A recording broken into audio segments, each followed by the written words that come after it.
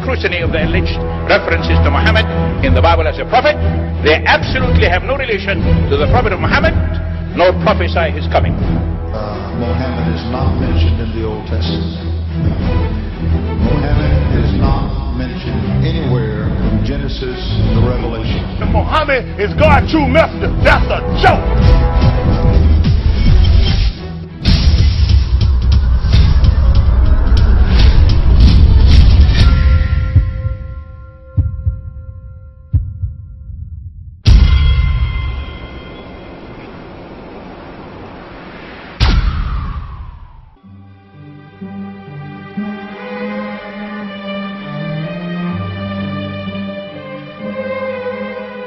Lo, we inspire thee as we inspired Noah and the prophets after him, as we inspired Abraham and Ishmael and Isaac and Jacob and the tribes, and Jesus and Job and Jonah and Aaron and Solomon, and as we imparted unto David the Psalms.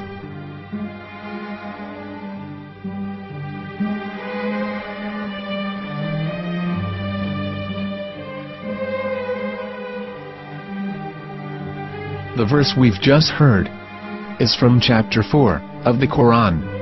In the verse, God is affirming to humanity that Muhammad is indeed the recipient of a divine guidance, just as Noah, Abraham, and the rest of the prophets. However, some Christians and Jews today don't believe that Muhammad was a prophet and the covenant that God made with Abraham. And since the Quran is not their book of authority, in this video I'm going to show you that the book you're holding in your hands contains the name off the seal of prophethood, the Prophet Muhammad.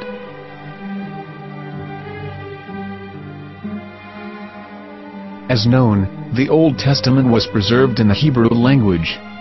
In the 5th chapter of the Shir HaShirim, which is one of the 5 Megillat or sacred scrolls that are part of the Hebrew Bible, or for short the Song of Solomon, as Christians know it today.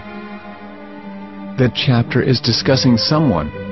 Jews will say it is discussing Solomon, while Christians will say it is discussing Jesus. Considering this is the Songs of Solomon, it would seem logical that it is discussing Solomon.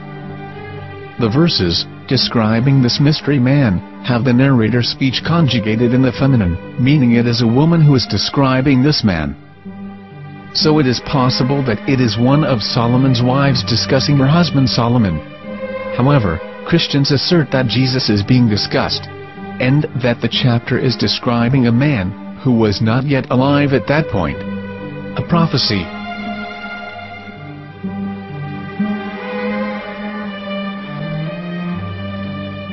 In reading the English translation of Song of Songs 5:16, it finishes the description by saying, "He is altogether lovely," but what most people don't know is that the name of that man was given in the original Megillat.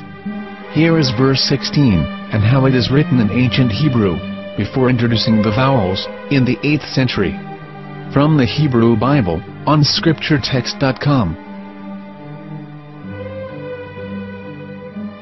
Here is the word in question.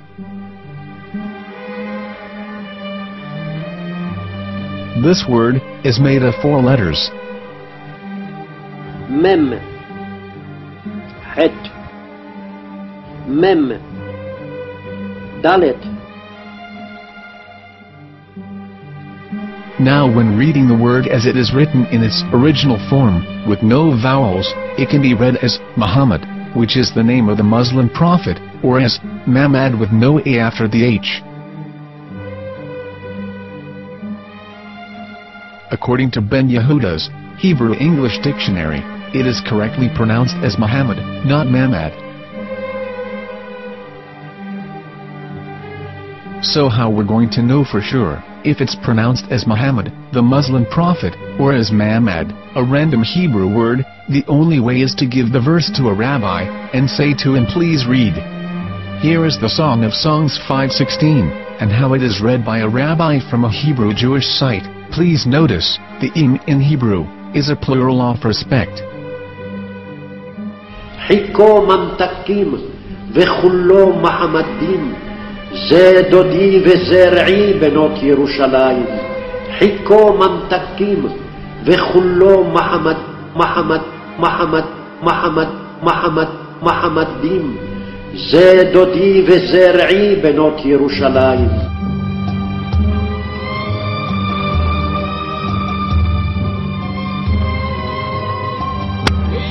Coming out from the darkness, there are no other gods but God, and Muhammad is his messenger.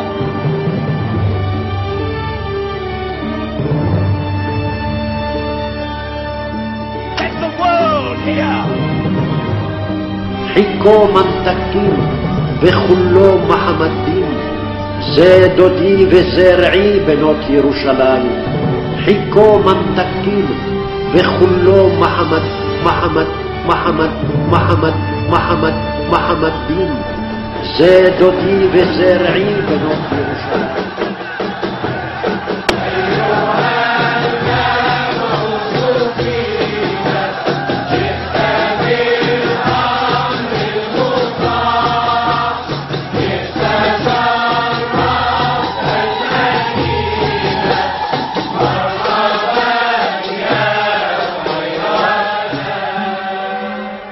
Here is the famous SDL translation tool, which includes a professional human translation as well as an online translation. We're going to copy our Hebrew word of the Song of Songs directly from the Jewish site. It's the same site where you can hear the rabbi reading the verse in Hebrew. All links are in the description. So, we're going to copy the word and paste it and ask, please translate. Are they going to translate the meaning of the name of that person? As the Bible translators did.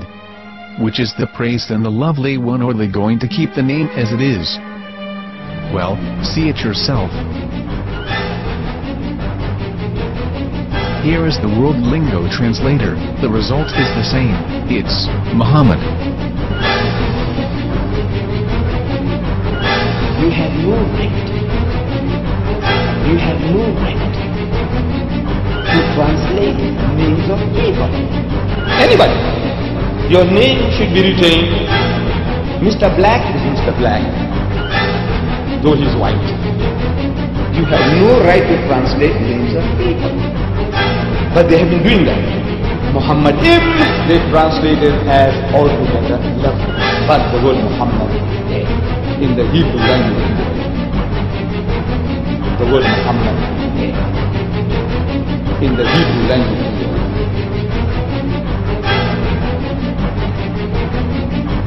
I will tell you a story from my own personal experience.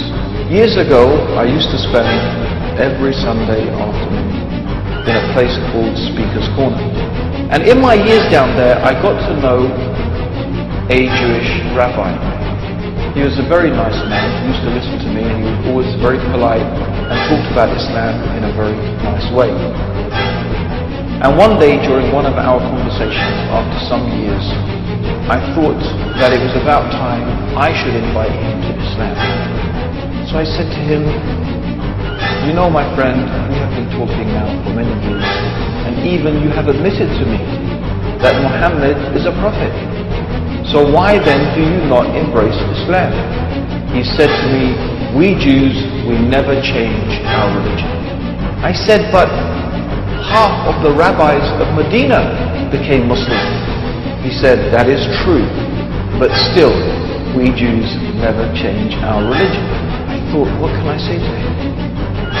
He looked at me and said, listen to me, my friend. God sent to us a prophet Moses, and we didn't even listen to him. Do you think we're going to listen to another prophet after him? From another tribe? From another people? When he said that, I had nothing left to say. He knew that Muhammad was a prophet. In fact, another rabbi also came up to me and he said to me, we know Muhammad is a prophet, and he quoted to me a passage from the Bible.